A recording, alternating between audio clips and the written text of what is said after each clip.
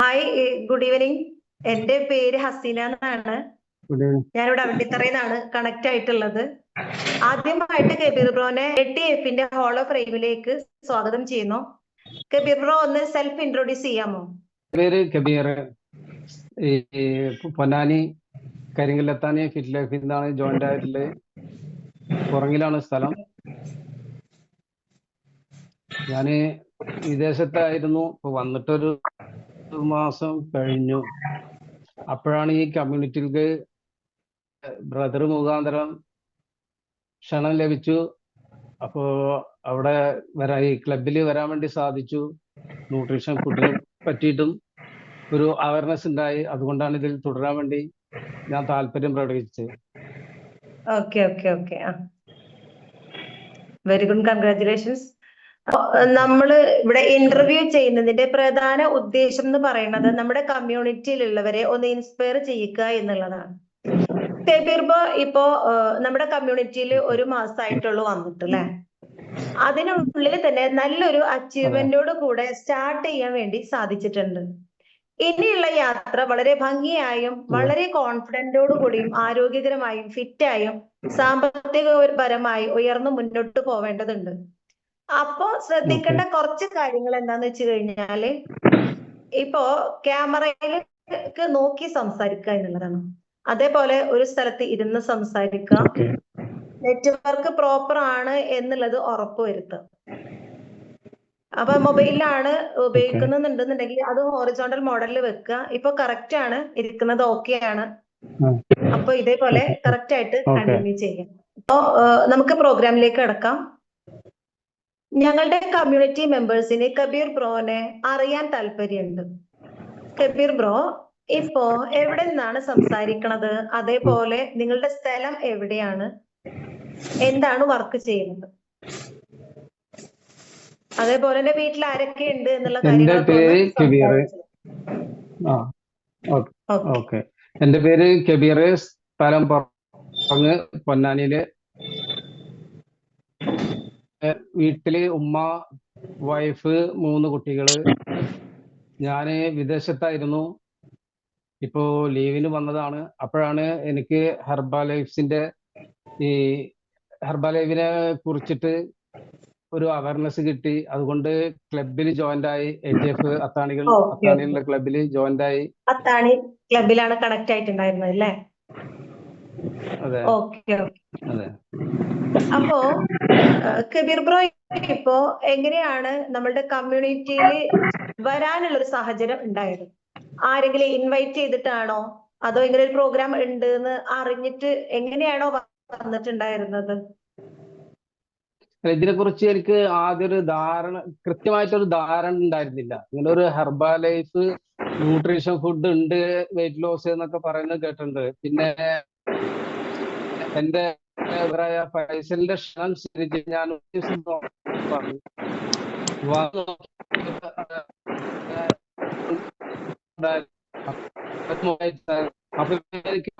തോന്നി.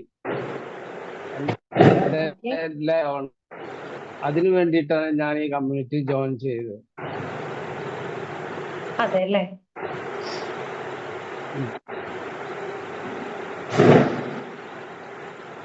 ഇപ്പോ നമ്മുടെ കമ്മ്യൂണിറ്റിയില് വന്നു കഴിഞ്ഞപ്പോ കബീർ ബ്രോക്ക് മനസ്സിലായിട്ടുണ്ടാവും ഇത് വേറൊരു കമ്മ്യൂണിറ്റി അല്ല എന്നുള്ളത് അല്ലെ? ഇപ്പോ ഈ ഒരു കമ്മ്യൂണിറ്റിയിൽ വന്നു കഴിഞ്ഞതിന് ശേഷം എന്തൊക്കെ കാര്യങ്ങളാണ് നിങ്ങൾക്ക് ഇതിൽ നിന്നും മനസ്സിലാക്കാൻ സാധിച്ചിട്ടുള്ളത്? ഇതില് വന്നപ്പോ ഞാൻ ആദ്യം കരുതിയിരുന്നത് ഒരു ന്യൂട്രീഷൻ ഫുഡ്, അത് കഴിച്ചിട്ട് എങ്ങനെയാണ് ഇപ്പൊ വെയിറ്റ് ലോസും വെയിറ്റ് ഗെയിനും ചെയ്യുക എന്നുള്ളൊരു ഇല്ലായ്മ ഉണ്ടായിരുന്നു. അപ്പൊ ഇതിന് വന്ന് ആദ്യത്തെ ദിവസം തന്നെ നല്ല പോലെ എനിക്ക് മനസ്സിലാക്കി തന്ന്. എന്റെ മുന്നിൽ ഒരു തടസ്സം ഉണ്ടായിരുന്നത് എന്താണെന്ന് വെച്ച് കഴിഞ്ഞാൽ, നമ്മൾ ഭക്ഷണം കഴിക്കുന്നുണ്ട് 3 നേരം അല്ലെങ്കിൽ 4 നേരം, അങ്ങനെ തോന്നുന്ന സമയത്തൊക്കെ നമുക്ക് ആവശ്യമില്ല എല്ലാ ഫുഡുകളും നമ്മൾ വാരി കയറ്റുന്നുണ്ട്. പക്ഷെ അതിൽ നിന്നൊരു മാറ്റം എങ്ങനെയാണെന്ന് പറയുമ്പോൾ നമുക്ക് അതിന് വേറൊരു ഫുഡ് എന്താണെന്നുള്ളത് ഒരു കൺഫേം ഉണ്ടായിരുന്നില്ല. അപ്പൊ ഇവിടെ വന്നപ്പോ പറഞ്ഞ അടിസ്ഥാനത്തിൽ നമ്മൾ ഭക്ഷണം കഴിക്കുന്നുണ്ട്, പക്ഷെ എന്ത് ഭക്ഷണം നമ്മുടെ ശരീരത്തിലേക്ക് അതിന് ആവശ്യമുള്ളതാണോ എന്നുള്ളതിനെ കുറിച്ച് ഒരു കൺഫ്യൂഷൻ ഉണ്ടായിരുന്നു. അപ്പോഴാണ് നമ്മളെ ഹെർബാലൈഫ് ന്യൂട്രീഷൻ ഫുഡ്, അത് മിനറൽസും പ്രോട്ടീനും എല്ലാം അടങ്ങിയ ഒരു ഫുഡ് ഉണ്ട്, അത് നമ്മളെ ഈ ലൈഫ് മാറ്റിമറിക്കാൻ വേണ്ടി സാധിക്കും എന്നുള്ള ഒരു അവയർനെസ് കിട്ടിയത് അങ്ങോട്ട് വന്നപ്പോഴാണ്. അതല്ലേ. അപ്പോ വെരി ഗുഡ്, കൺഗ്രാറ്റുലേഷൻസ്. കുറെ കാര്യങ്ങൾ ഇതിൽ നിന്ന് മനസ്സിലാക്കാൻ സാധിച്ചിട്ടുണ്ട്. ഇനിയും ഒരുപാട് കാര്യങ്ങൾ മനസ്സിലാക്കാനുണ്ട്. ഹെൽത്ത് റിസൾട്ട് വേണ്ടിയിട്ട് വന്ന കബീർ ബ്രോ ഒരു 25% ഡിസ്കൗണ്ടില് ബിസിനസ് ചെയ്ത് അസോസിയേറ്റ് ആയിട്ട് മീഡിയം ട്രാക്ക് അച്ചീവർ ആയിട്ടുണ്ട്. ഇപ്പോ ഒരു 25% ഡിസീസ് ടേൺ ഓവർ ചെയ്തിട്ട് അസോസിയേറ്റ് ആയിട്ടുള്ള കബീർ ബ്രോക്ക് കൺഗ്രാറ്റുലേഷൻ പറയാണ് ഞാന്. എന്ത് പ്രത്യേകത കൊണ്ടാണ് അങ്ങനെ ഒരു ഡിസിഷൻ എടുത്തിട്ട് ഡിസ്കവർ ചെയ്തിട്ട് മുന്നോട്ട് വന്നത്? എനിക്ക് ഇതിന്റെ പിന്നിലൊരു വേറെ ഓപ്പർച്യൂണിറ്റി ഉണ്ട് എന്ന് മനസ്സിലാക്കിയിട്ടാണ്. കാരണം ഒരു ബിസിനസ് ഓപ്പർച്യൂണിറ്റി, അതുകൊണ്ടാണ് ഞാൻ ഇതിനടിച്ച് ഈ ഫുഡ് പർച്ചേസ് ചെയ്ത് അങ്ങനെ അസോസിയേറ്റ് ആവാൻ കാരണം.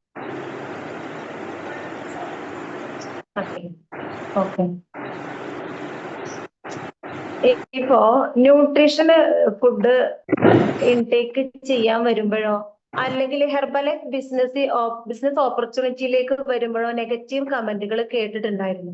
ഒരുപാടുണ്ടായിരുന്നു. എന്നിട്ടും എന്തുകൊണ്ടാണ് നിങ്ങൾ ഈ ഒരു ബിസിനസ് ഹെർബലൈഫ് ബിസിനസ് ചെയ്യാൻ തീരുമാനം എടുക്കാൻ കാരണം? അതിന്റെ ഒരു മെയിൻ റീസൺ പറയൂ. മെയിൻ റീസൺ എന്ന് പറഞ്ഞാൽ നമ്മൾ ഈ പുറത്തുനിന്ന് കേൾക്കുന്നതല്ല, നമ്മളെ കമ്മ്യൂണിറ്റിയിൽ ജോയിൻ ചെയ്ത് കഴിഞ്ഞാൽ അവിടെ നിന്നുള്ള ഒരു അവയർനെസ് നമുക്ക് കിട്ടുമ്പോൾ എന്താണ് അതിന്റെ വ്യത്യാസം എന്നുള്ളത് നമുക്ക് കറക്റ്റ് മനസ്സിലാക്കി തരുന്നത്. അതുകൊണ്ടാണ് ഞാൻ അതിൽ നിന്ന് തുടരാൻ വേണ്ടി.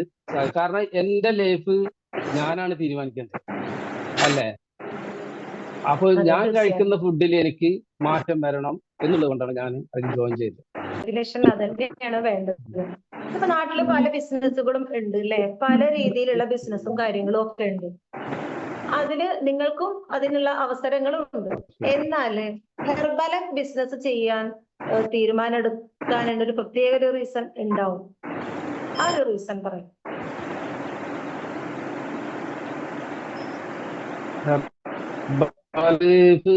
ഞാൻ പ്രത്യേകം എടുക്കാൻ കാരണം എന്ന് പറഞ്ഞു കഴിഞ്ഞാൽ നമുക്ക് ഹെൽത്തും ഉണ്ട്, വെൽത്തും ഉണ്ട്, ഹാപ്പിനെസ്സും ഉണ്ട്. അത് സന്തോഷകരമായിട്ട് നമുക്ക് മുന്നോട്ട് കൊണ്ടുപോകാൻ വേണ്ടി സാധിക്കുന്ന ഒരു കമ്മ്യൂണിറ്റിയാണ് ഇത് എന്ന് അറിഞ്ഞുകൊണ്ടാണ്. കൺഗ്രാറ്റുലേഷൻ. നല്ല രീതിയിൽ മനസ്സിലാക്കി വെച്ചിട്ടുണ്ട്. ഇപ്പോ 25% ഡിസ്കൗണ്ടിൽ ബിസിനസ് ചെയ്ത് ഫാസ്റ്റ് ട്രാക്ക് സക്സസ് അച്ചീവർ ആകാൻ തീരുമാനം എടുക്കുന്ന സമയത്ത് ഇൻവെസ്റ്റ്മെന്റ് ഫണ്ട് കയ്യിൽ ഉണ്ടായിരുന്നോ അതോ എവിടെന്നെങ്കിലും അറേഞ്ച് ചെയ്യുകയാണോ ചെയ്തിട്ടുണ്ടായിരുന്നത്? എന്റെ കയ്യിലുണ്ടായിരുന്നു ഫണ്ട്. അപ്പോ ഇങ്ങനെയൊക്കെ ചെയ്തിട്ടും എന്ത് തോന്നുന്നു ഇപ്പോ ഈ ഒരു അസോസിയേറ്റ് പൊസിഷനിൽ നിൽക്കുന്ന സമയത്ത് എന്താണ് ഫീൽ ചെയ്യുന്നത്? എനിക്ക് പ്രത്യേകമായിട്ട് ഫീൽ ചെയ്യുന്നില്ല. കാരണം നമ്മൾ അസോസിയേറ്റ് ആയത് എങ്ങനെയാണെന്ന് വെച്ച് കഴിഞ്ഞാല് നമ്മൾ അറിയാലോ, നമ്മൾ വോളിയം പോയിന്റ് പർച്ചേസ് ചെയ്ത് ഇനി അതിന് മീതെ എങ്ങനെ നമ്മൾ കടമ്പ നോക്കുന്നത്. അതിനു വേണ്ടി നമ്മളെ മുന്നുള്ള വൈസ് പ്രസിഡന്റ് അവരൊക്കെ നമുക്ക് അതിലൊരു സഹായം ചെയ്തു തരുന്നുണ്ട്. എല്ലാ തരത്തിലുള്ള സഹായങ്ങൾ, ക്യാപ്റ്റൻ ആയാലും ആരായാലും നമുക്ക് അതിനുള്ളൊരു വഴി പറഞ്ഞു തരുന്നുണ്ട്. അപ്പൊ അതിൽ കൂടെ മുന്നോട്ട് പോകാനാണ് ഞാൻ തീരുമാനിച്ചിട്ടുള്ളത്. ഓക്കെ, നല്ലൊരു തീരുമാനമാണ്. ഇപ്പോ നമ്മുടെ ഹെർബലൈഫ് കമ്പനിയുടെ പ്രോഡക്റ്റും അതേപോലെ തന്നെ സർവീസിനെ കുറിച്ചും എങ്ങനെ റെക്കമെൻഡ് ചെയ്യാനാണ് നിങ്ങൾ ആഗ്രഹിക്കുന്നത്? പ്രൊഡക്റ്റ് എന്ന് പറഞ്ഞാൽ നല്ല പ്രൊഡക്റ്റ് തന്നെ. നമ്മുടെ ഒരു നേരത്തെ ആഹാരത്തിന് തീർച്ചയായിട്ടും അനുയോജ്യമായ പോഷകങ്ങളും ന്യൂട്രീഷനും എല്ലാം അടങ്ങിയ ഒരു ഉൽപ്പന്നമാണ് ഹെർബലൈഫ്. അതുപോലെ തന്നെയാണ് അവരുടെ സർവീസും. നമ്മൾ ഈ അസോസിയേറ്റ് ആയാലും ഇല്ലെങ്കിലും നമ്മൾ ഓർഡർ ചെയ്ത് കഴിഞ്ഞാൽ നമുക്ക് പെട്ടെന്ന് തന്നെ അവര് ഡെലിവറി ചെയ്ത് തരുന്നുണ്ട്. എല്ലാ കാര്യങ്ങളും വിളിച്ച് അന്വേഷിക്കുന്നുണ്ട്. എല്ലാത്തിനും ഒരു പിന്തുണ ഉണ്ട്. പ്രവാസി എന്നുള്ള നിലയിൽ ഹെർബലൈഫ് കമ്പനിയെ കുറിച്ചും പ്രോഡക്റ്റുകളെ കുറിച്ചും ബിസിനസ് സ്ട്രാറ്റജിയെ കുറിച്ചും നിങ്ങൾ എന്താണ് മനസ്സിലാക്കിയിട്ടുള്ളത്? ഒരുപാട് ബിസിനസ്സും കാര്യങ്ങളും കണ്ടിട്ടുള്ള ആളാവും നിങ്ങൾ അല്ലെ? പക്ഷെ ഹെർബലൈഫ് കമ്പനിയെ കുറിച്ചും പ്രോഡക്റ്റിനെ കുറിച്ചും എന്താണ് നിങ്ങളുടെ ഒരു മനസ്സിലാക്കി വെച്ചിട്ടുള്ളത്? എന്താണ് മാർഷിപ്സ് തന്നെ പറഞ്ഞിട്ടുണ്ട്, അത് നമ്മൾ ഓരോരുത്തർക്കും അവയർനെസ് കൊടുത്തിട്ട് അങ്ങനെ ഡിസ്ട്രിബ്യൂട്ടർ ചെയ്യണമെന്നാണ്. അങ്ങനെയാണ് ഞാൻ മനസ്സിലാക്കിയിട്ടുള്ളത്. കാരണം അതുകൊണ്ടാണ് നമ്മളൊരു സ്ഥാപനത്തിൽ ചെന്ന് ചോദിച്ചു കഴിഞ്ഞാൽ ഈ പ്രോഡക്റ്റ് ലഭിക്കാത്തത്. ഡെയിലി ന്യൂട്രീഷൻ സെന്ററിൽ പോവാറുണ്ട് അല്ലേ? ഇപ്പൊ ന്യൂട്രീഷനെ കുറിച്ചും അവിടെയുള്ള കോച്ചസിന് ഉണ്ടാവും അല്ലെ, എഡ്യൂക്കേഷൻ സെഷൻ അറ്റൻഡ് ചെയ്യാറില്ലേ?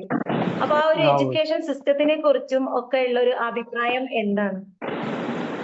അത് നല്ലൊരു അഭിപ്രായം. കാരണം നമ്മൾക്ക് കൂടുതൽ എക്സ്പീരിയൻസ് ആണ്. അത് ഓരോ ദിവസവും നമ്മൾ ചെല്ലുന്തോറും പുതിയ പുതിയ ടോപ്പിക്കാണ് അവർ നമ്മളിലേക്ക് എത്തിക്കുന്നത്. അപ്പൊ കെയർ ചെയ്യാൻ വേണ്ടി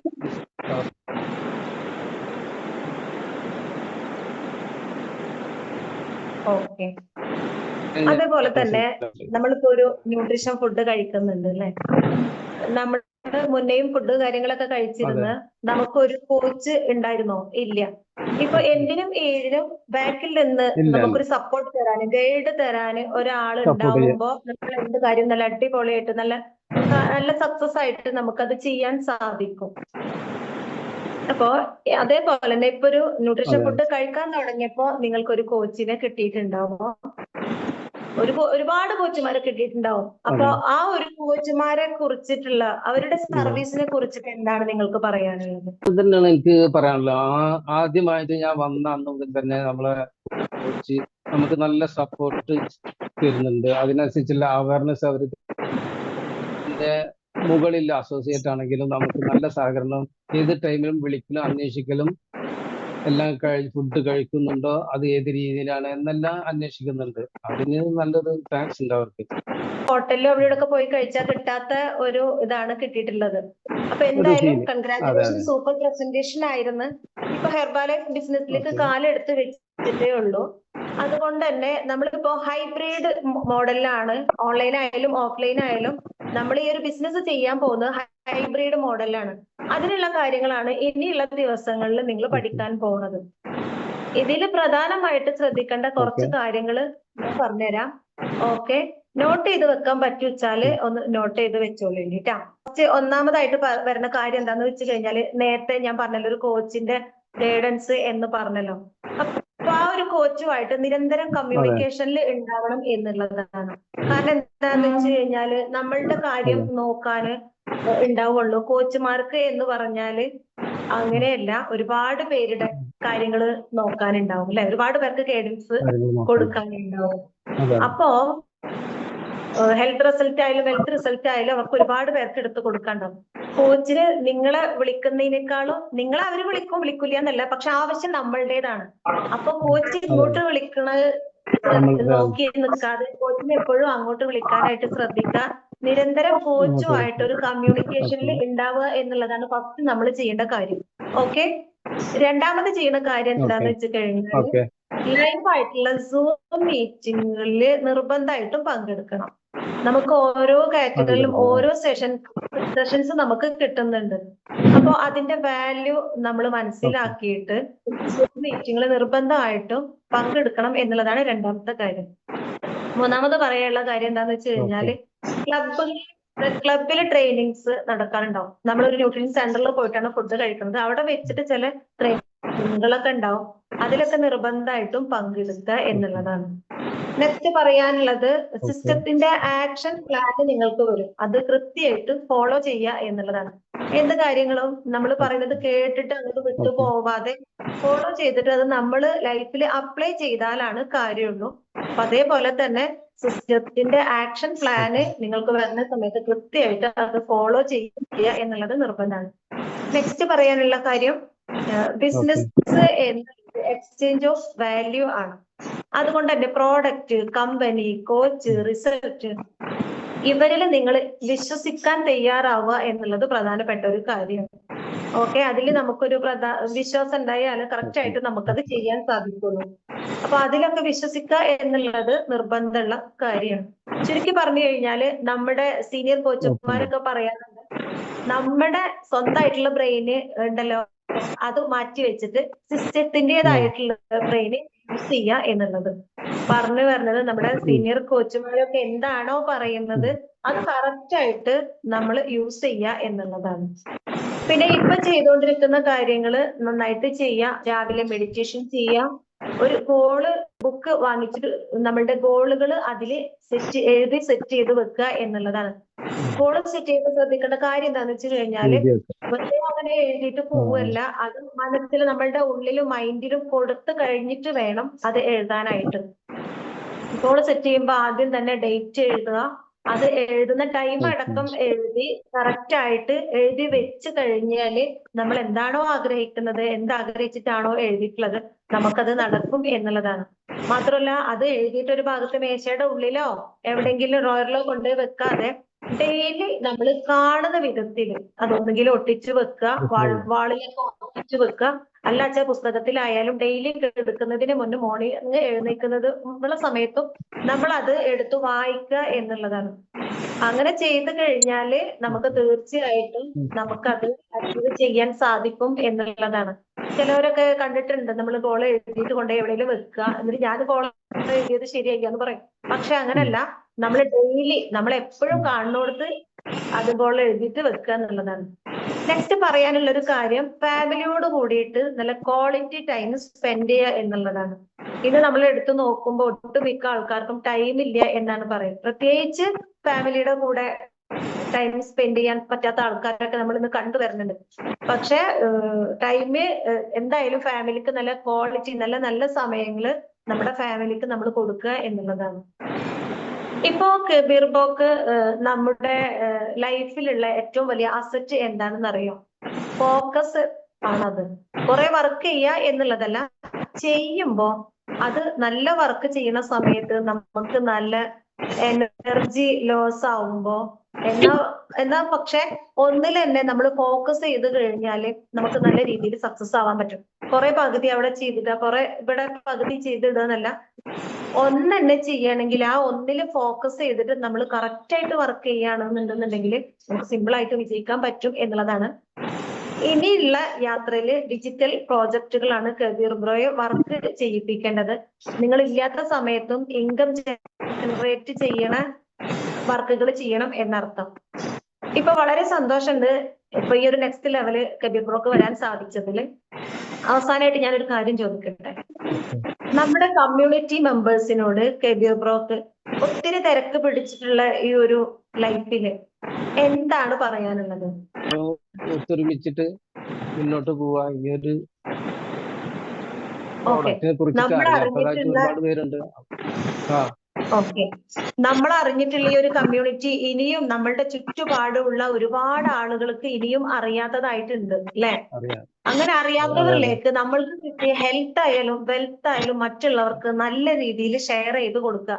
നമ്മൾക്ക് കിട്ടിയ റിസൾട്ട് എന്താണോ, ഹെൽത്തിലായാലും വെൽത്തിലായാലും നമുക്ക് കിട്ടിയത് അത് ഹോണസ്റ്റിയോട് കൂടിയിട്ട് മറ്റുള്ളവർക്ക് ഷെയർ ചെയ്ത് കൊടുക്കുക.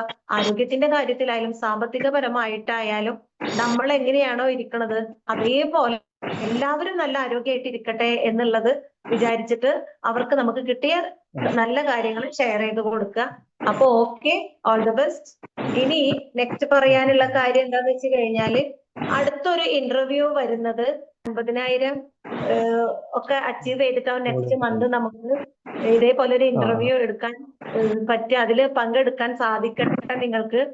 തീർച്ചയായിട്ടും നല്ലൊരു ദിവസം നേരുന്നുണ്ട്. അപ്പൊ okay, all the best, congratulations, bye.